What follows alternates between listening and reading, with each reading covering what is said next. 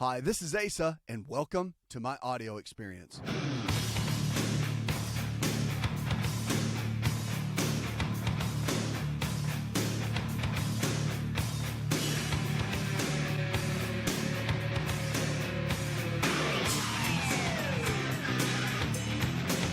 want to kick off with is to talk about something I think on the forefront of a lot of people now, and it's stem cell therapy. It's something that it's been researched for 20 years, but now it's more in the mainstream, and it's something that we're seeing a lot more in mainstream practice. And stem cells, there's two different types. You've got mesenchymal stem cells and embryonic stem cells. Now, the embryonic are the ones that were kind of banned. That research and ability to use that in the U.S. was banned. President Bush jumped in and said, we're not going to do that. He didn't want anybody playing God. And so I think it's a kind of a cool thing. I agree with him. But the embryonic stem cells were the ones that everybody got in a big uproar about, right, with ethics. But there's another kind of stem cells that helps to rebuild and repair. We say repair and regenerate tissue. And it's called the mesenchymal stem cells.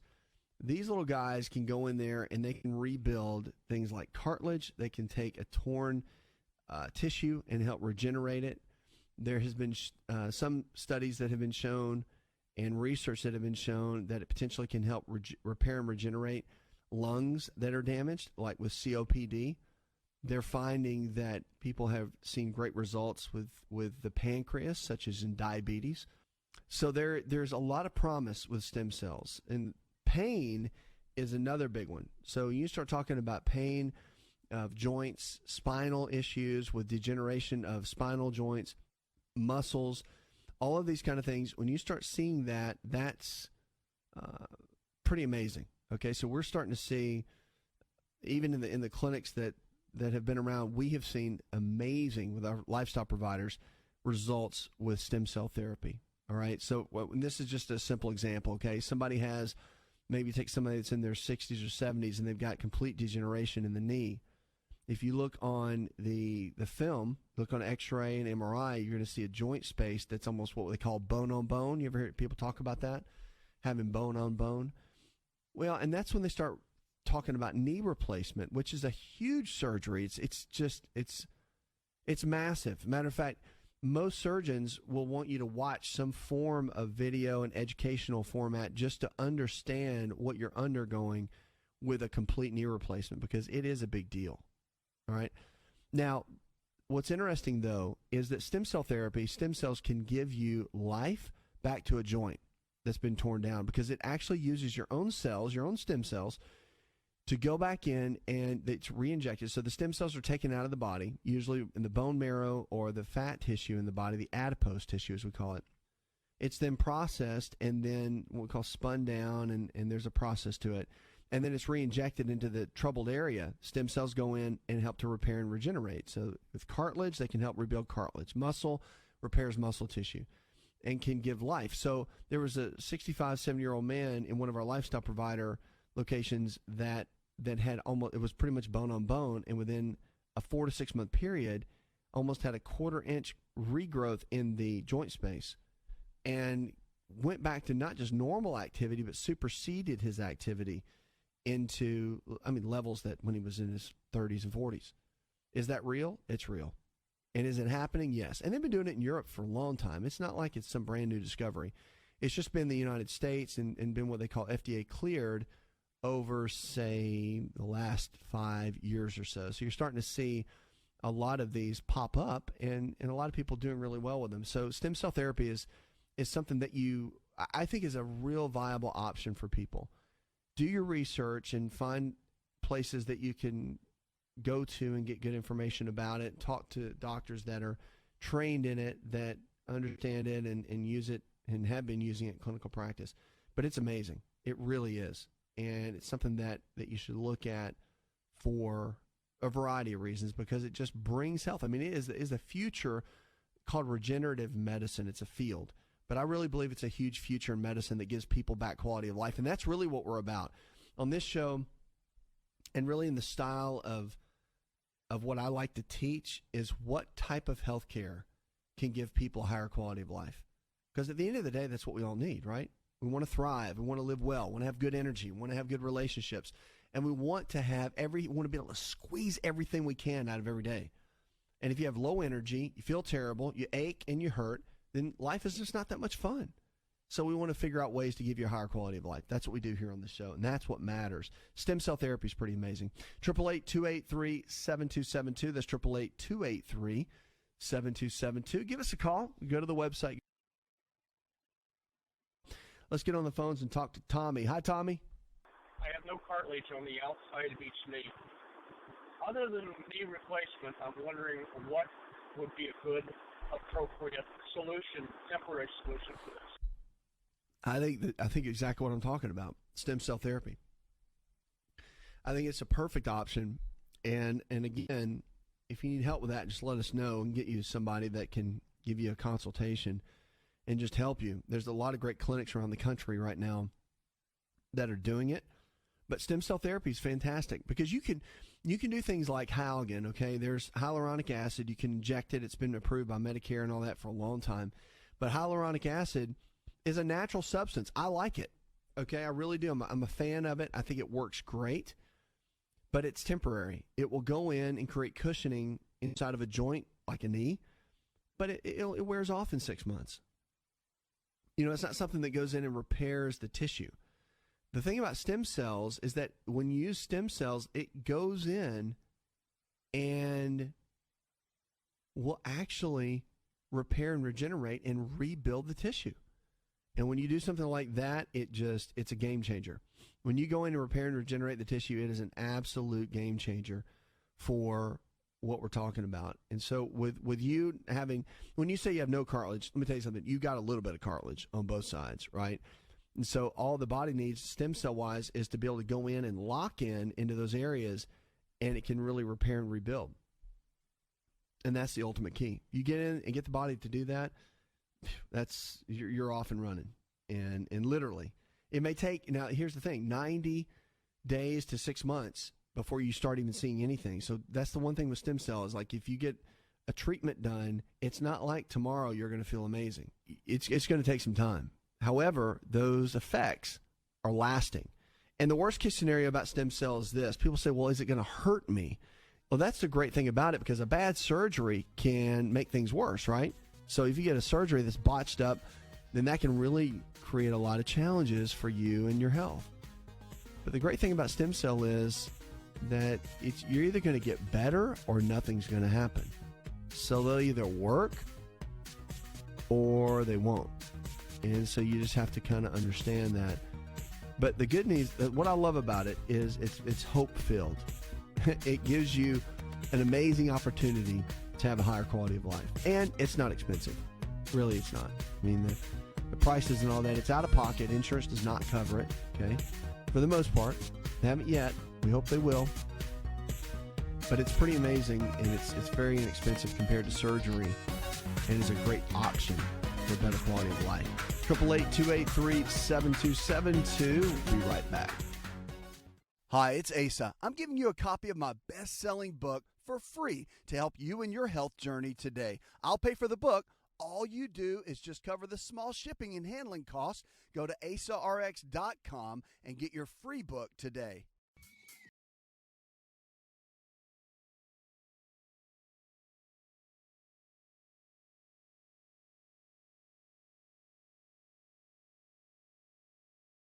Radio online at InShapeNetwork.com. Lines are open, 888-283-7272. That's 888-283-7272. Check us out on the web. We're here for you each and every day to take you from where you are in your current state of health to where you need to be. Lifestyle is the medicine. It is. I think the way you think is probably some of the best medicine. But lifestyle plays a big role in that. So depression is something that, it's the number one prescribed medication right now is depression meds. Number one. Why is that? Live in America. Live in a place where you can pretty much, for the most part, do what you want. Okay? Got every opportunity in the world if you just apply yourself. If you have the right mindset. Yet we have more depression in our country than anywhere else. Why is that? Well, there's a lot of reasons for that. I think our thinking is off. I think that self-esteem is at an all-time low. I think that understanding our capabilities and our abilities, I think that's a big part of it, and not realizing that we are designed for more, not realizing that there's so much more we can do if we apply ourselves. And if we realize, first you got to understand who you are and what your talents are and what your greatest giftings are. And that's a whole different conversation. But that's a big piece of it, I think. And I think that poor eating habits, I think poor dietary habits lead to severe depression. We see that in the studies. We see that in a lot of it. Of course, life, right, can cause it. Just life situations and circumstances. But what about as we age? One thing that's interesting is that as we age, depression is definitely not a part of the aging process. It's a medical condition. So don't think if somebody gets older, they get depressed. So depression in older adults or anyone can be a serious illness. Doesn't matter if you're 25 or 95. It's still serious. But it affects about 7 million of the 39 million adults older than 65 in the U.S. Plays a big role. It's a misdiagnosis often, too.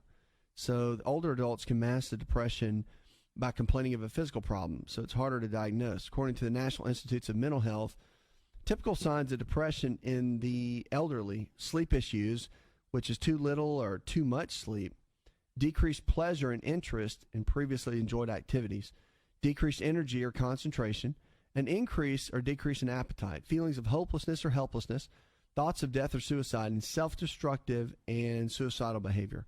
So the older adults are more likely to die by suicide, they say. 1 out of every 100,000 people aged 75 and older are in that category. So you just have to keep an eye out. So a person who's physically ill and not getting any better often has underlying depression. So medicine can help, psychotherapy can help, or a combination of both can really be effective in treating that depression. So it can help prevent depression by staying active and by being connected to other people through family and community activities, senior groups, or religious affiliation. All of that can make a real big difference in how you feel. But depression, it can strike anyone, and it can hit them. So you always want to keep an eye on it. If you see those symptoms in somebody you love, you care about, and you want to jump on it, get them the help they need, get them to somebody that can help, counselor. If it's real severe, get them to a physician so they can potentially seek treatment if needed. Because depression is not normal, okay? And once your daily activities become affected by it, that's when it becomes something that warrants getting some kind of work like that done. Really have to get it looked at. 888-283-7272. That's 888-283-7272. Lines are open with questions about your health. You can give us a call or go to the website. Get over to the phones and talk to Jake. Hi, Jake. I want to know if do green tea and peppermint tea, do it really helps? Well, yeah, green tea is really good. Peppermint tea's okay. I'm not a big fan of peppermint tea's good. It's good for a mental lift, but there's been some studies that have shown that peppermint tea can lower testosterone. See, for a guy, it's kind of catch-22, right? Because you're doing everything you can to maintain good, healthy testosterone levels, but if you're hammering down the peppermint tea, then you got a chance of lowering the T levels. That's something you don't want to do, right? That needs to be moving. That stuff needs to be working, and we need to get that as high as we can, because the healthy testosterone levels actually, and there's disagreements in this, okay, in healthcare, but there's different schools of thought, and some schools of thought say that you need to lower testosterone to avoid prostate issues. Other schools of thought say if you get too low in the testosterone, it can affect and cause prostate issues. I love the example I heard a urologist talk about at a conference, and he said, when you think about prostate health, you think about a young person, when like a guy, a male in his 20s, where his testosterone numbers, so just so you know, it goes from like 0 to, let's just say, 1,200 on the scale. When you're in your teenage years, 18 to 25, you're probably running about 900 on the testosterone scale. When you get into your 30s and 40s, you're probably hitting about 750. And then when you get into your, say, 50s and 60s, you're probably getting down around 400 to 500. So it slowly declines. But, I mean, a lot of people try to keep a guy that's had prostate cancer around 150. I mean, just bottom of the barrel. But if you realize that, the guy, the urologist said, he goes, how many kids, how many young guys that were in 18 to 25 had prostate cancer when their testosterone was running 900? None. So we don't get into trouble until the testosterone levels really start to drop. And so there's a lot of debate on that. My point is that peppermint tea can drop it. Green tea is great. It can actually support healthy testosterone levels, but it's actually really good for a lot of different things. Green tea's got like a 65% reduction across the board of all cancers. So it's just got tremendous benefits to overall health. I'm a big green tea guy. I'm a huge fan of it. Promote it. I'm a big fan. We use it in our coaching systems. And I teach about it all the time. So it's something I use on a regular basis. But green tea is great for health. I think it's one of the best things. If you're going to drink water, you might as well stick a green tea bag in it. That's my thought. Green tea's just got so many health benefits. 888-283-7272. That's 888-283-7272. Give us a call or go to the website. So much coming up. We're going to be talking about your health, anti-aging principles, and what to do to turn back the clock when we come back. Did you know that you can listen to the Asa Rx audio experience on Spotify and Pandora? For all the ways to watch and listen, check out our show page at asarx.com/experience.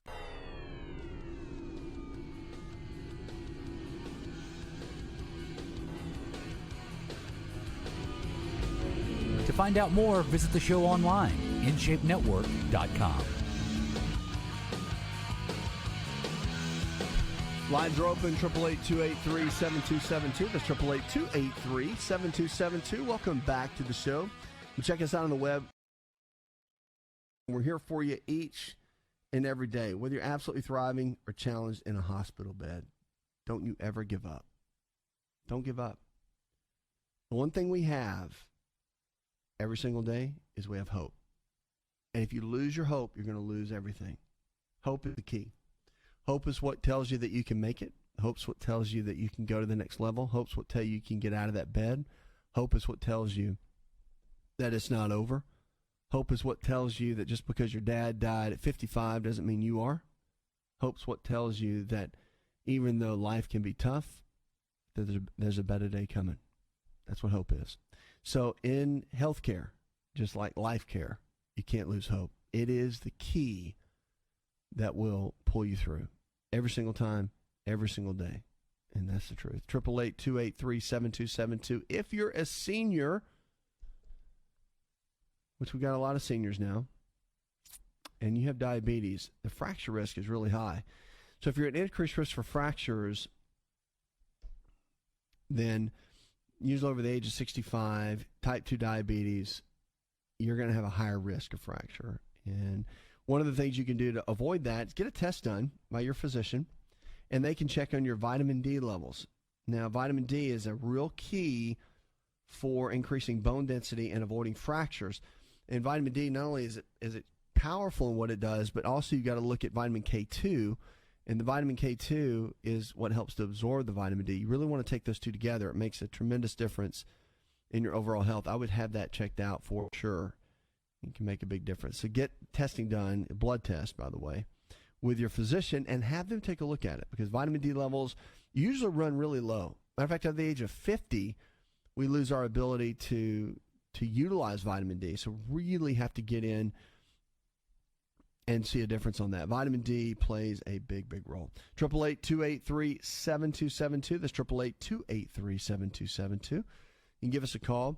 If you haven't found a lifestyle provider, someone in your area that believes just like we do, you can go to the website and find a lifestyle provider in your area, or just give us a call at 888-283-7272. But sometimes we just need someone to take us by the hand, right? We have providers in different areas that can help you. And really, it doesn't matter if you're dealing with diabetes or heart disease, arthritis, fibromyalgia, if you've got weight issues you want to work on, You really want to get yourself back in shape and into a better place, and we can help. I'll tell you some of the big ones: high blood pressure, diabetes, high cholesterol. These are some of the big ones that just begin to crack the surface when things start breaking down.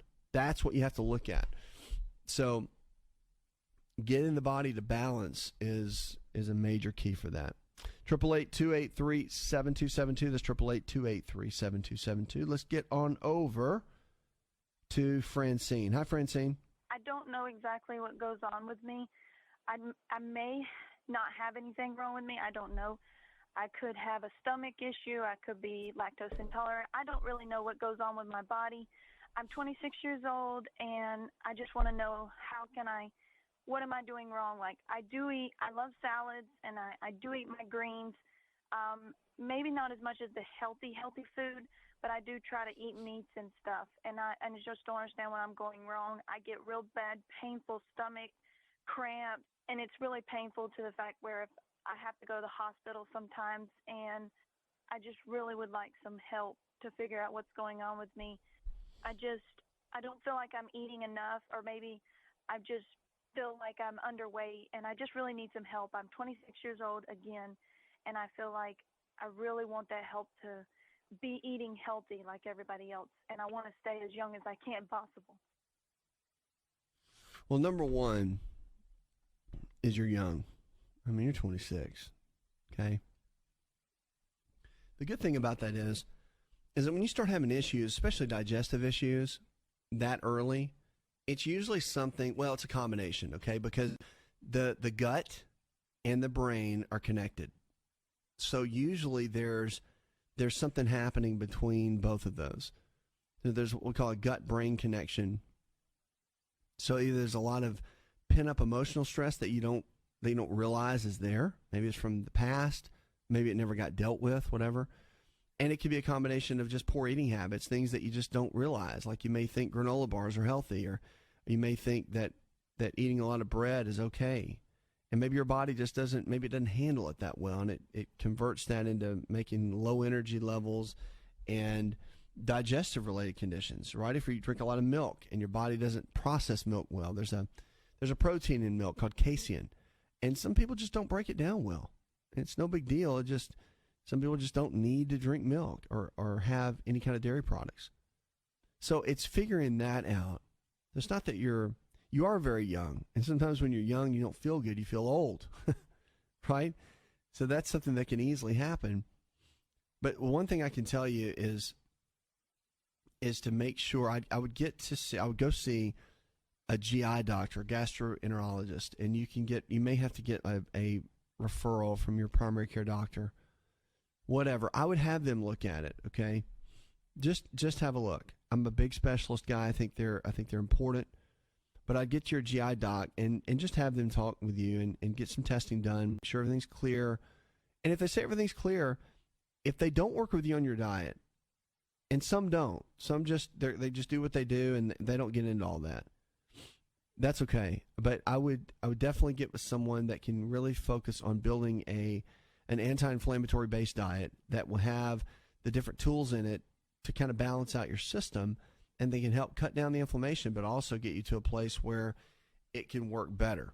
So these symptoms you're having can be indicative of a lot of different things, but you just need somebody that can take you by the hand and walk you through it. I mean, that's really the biggest piece, because with having different health issues like that and being so young can be frustrating. But I'll tell you that digestive issues are one of the number one set of issues that people struggle with. Brain issues and digestive are some of the big ones. So I would have a GI doc take a look at it and then let us know. Okay, 888-283-7272. That's 888-283-7272. Lines are open with questions about your health. You can give us a call or go to the website.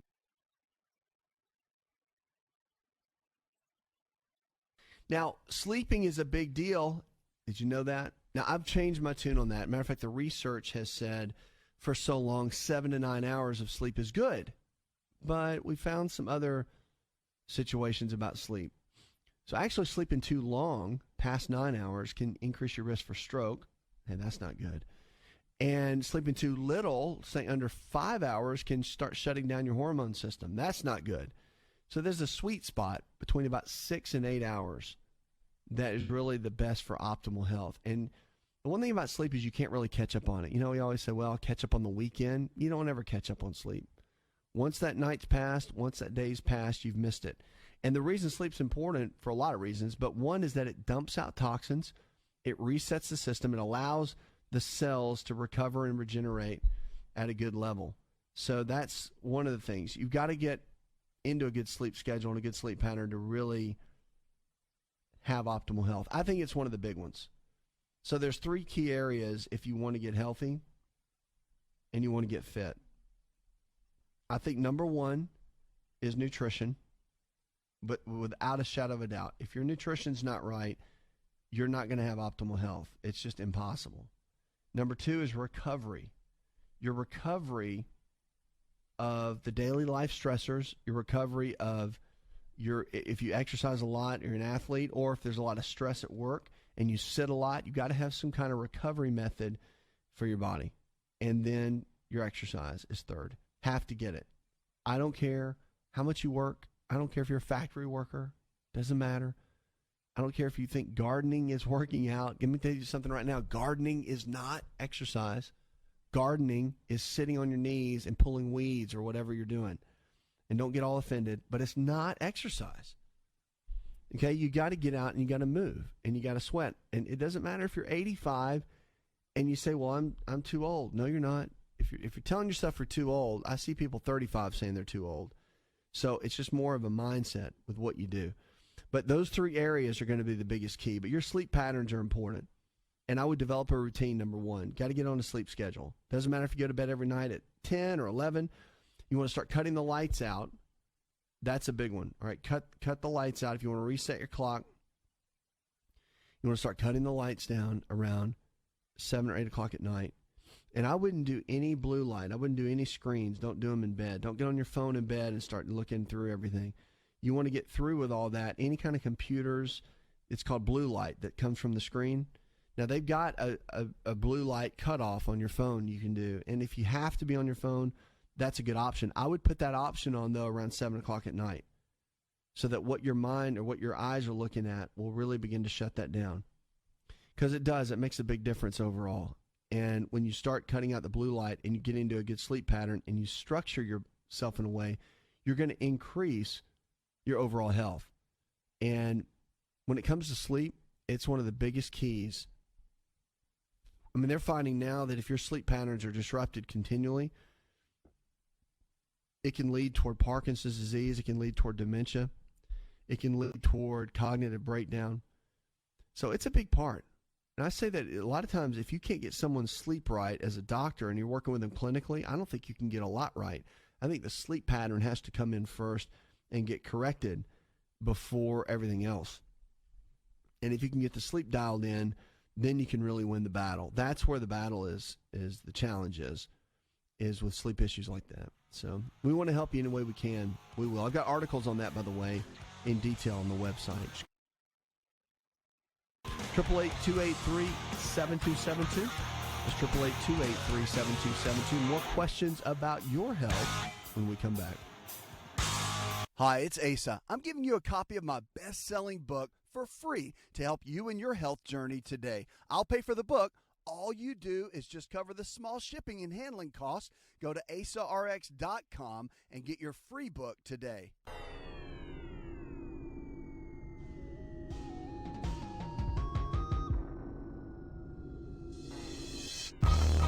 Connect with On Call Radio and watch On Call TV at InShapeNetwork.com. We're on call for you each and every day, here for you. No matter what you're struggling with, remember, if the body can get sick, it can also get well. Lifestyle is the medicine. So the choices we make every single day, you know what? It matters. Our choices matter. So whatever you do with your health doesn't matter, okay, as far as your outcome is going to be dependent on your choices. You eat healthy every single day, guess what? You're going to have good health. You exercise, you're going to be fit, you're going to be trim, you're going to have good health. You don't, you won't. So it's one of those things where you have to make the right choices every single day. And on this show, we want to help you do that. Let's get on the phones and go with Sherry. Hi, Sherry. Are there any nuts which are good for you if you're having GABA issues? Probably have fructose malabsorption, if not hereditary fructose intolerance, and numerous food allergies and chemical sensitivity. Yeah, with all that going on, the nuts you want to stay clear of, if you have GABA issues and you want to keep your GABA levels up, really it's almonds, Brazil nuts, and walnuts. I mean, those are all great nuts too, right? So they're really good. But those are the ones that really tend to be, that can affect GABA levels in a negative way. It doesn't mean don't ever eat them, but it just means if you eat them a lot on a regular basis, and that's a big part of your diet, you probably want to get more variety. One of the great nuts that I like are macadamia nuts. They really are in a general sense, they don't affect a lot of areas negatively. They're really great for our hormones. Our hormones are very supported by macadamia nuts. It's a monounsaturated oil. It's very, very similar to the same kind of fat that's in avocados. So it's really, really good for maintaining healthy testosterone levels in men and good progesterone estrogen balance in women. So those are really good sources. But if you deal with GABA issues, you want to stay away from wheat products too, though. It's not just nuts. Wheat is a big one. So any kind of like gluten-based foods, bread, pasta, cereal, crackers, all that can make a big difference if you deal with GABA issues. And of course, GABA is the main brain chemical for anxiety. So if somebody struggles with anxiety, they have low GABA levels. And that's one of the big issues. So GABA is a real key, but your foods can make a big difference. Now, foods that can help GABA levels are fish, except salmon, unfortunately. Salmon, one that can trigger it. You want to stay away from spinach. You want to stay away from a lot of the beans, although chickpeas are good. So a lot of those different foods can make a big, big difference in your GABA levels, and then sugar, of course. I mean, all the junk food is a given. Don't even touch that. But you can create better balance. I've got a whole listing of that. If you go to the website, I've got articles on this where we talk about the different brain foods and what can help different areas. So like acetylcholine, which has to do with cognition and memory, or serotonin, which has to do with feeling good, dopamine, which is that feel-good brain chemical. Those are the ones you can look at and really see a good overall game plan. All right, 888-283-7272. That's 888-283-7272. Give us a call or go to the website. What about our kids today? We all think that maybe kids grow up too fast. We always talk about that when they're little. But they're finding now that in some ways a trend tends to be that U.S. teenagers are maturing a lot slower than in past generations. So high school kids today are less likely to be drinking or having sex, they say, versus their counterparts in the 80s and the 90s. But they're also less likely to go on dates, have a part-time job, or drive. Traditional milestones along the path to adulthood that we've seen are slowing down. So it's the slower development. Is it good or is it bad? We've kind of go back and forth with it, but it may depend on how you look at it, the researcher said. According to life history, a theory that they've had in a lot of the psychology, neither fast nor slow development is inherently good or bad. It just depends. So there's a lot of trade-offs on each path, they say. Twenge, which is a Gene Twenge, which is a professor of psychology at San Diego State University, said the upside of slower development is that teens aren't growing up before they're ready. I tend to agree with that. But the downside is they go to college and into the workplace without as much experience, with not as much independence. So that can be a challenge too. So I think that if you ask any college professor, they'll tell you that students these days are woefully unprepared in basic life skills. But, again, it's not to say that teens should be rushing into adulthood. And I think that happened a lot, definitely in the 80s and 90s, at the time period that I grew up and was in that age bracket. And I can just see a handful of people that I grew up around, some that had to grow up super, super fast due to their family situations, and some that didn't. So I think there's definitely a balance between the two. But they found that by early 2010, high school seniors were online for an average of 11 hours per week, but pointed out that patterns seen in the study began before widespread internet use. So the internet has played a big role, too, in a lot of the slowdown of what's been going on. So, again, patterns. When you start looking at health, mental health is a big piece of that, and development to get somebody. So if they're struggling with anything, doesn't matter if it's diabetes or heart disease or blood pressure, or if it's just something as simple as maturity It comes down to the way we think. It comes down to the people that are influencing in our lives. It comes down to the people that are making an impact and really teaching those kind of core principles. And our health is determined by our choices. So no one can take responsibility more for your health than you. And if we're talking about young people, then parents, that's a responsibility that we have to make an impact and to really leave an example and lead by example to them. So I think that there's a lot of differences that need to be looked at. But it's interesting because they say they don't know that it's good or bad in something like this. They don't know that if the development, slower development, is really good or bad. I think it really comes down to the individual person and the family and where they're headed. So that's what I would look at. 888-283-7272. That's 888-283-7272. We've got Jeff in Phoenix, Arizona. This says, what do I need to do to increase testosterone? Well, Jeff, the increased testosterone levels, one of the big things you've got to do is get your lab testing done with saliva. You need help with that. You've got to figure out how much the body is actually producing of the hormone. That's the key first. Puts another hour in the charts. I want to thank our producer, DJ Allen, our executive engineer, John Garrison, and the rest of the team. Go tell one person something you learned on the show. Together, we can transform the health of our friends, our families, and our communities. You listen to the show, it helps you get well, stay well. Did you know you could listen to the Asa Rx audio experience on Spotify and Pandora? For all the ways to watch and listen, check out our show page at asarx.com/experience. Hi, it's Asa. I'm giving you a copy of my best-selling book for free to help you in your health journey today. I'll pay for the book. All you do is just cover the small shipping and handling costs. Go to asarx.com and get your free book today. This episode is over, but check episode notes for links to products and services you've heard about on this episode. Thanks for listening and subscribing. Please share the Asa Rx audio experience with others and stay in touch by giving us your comment or review.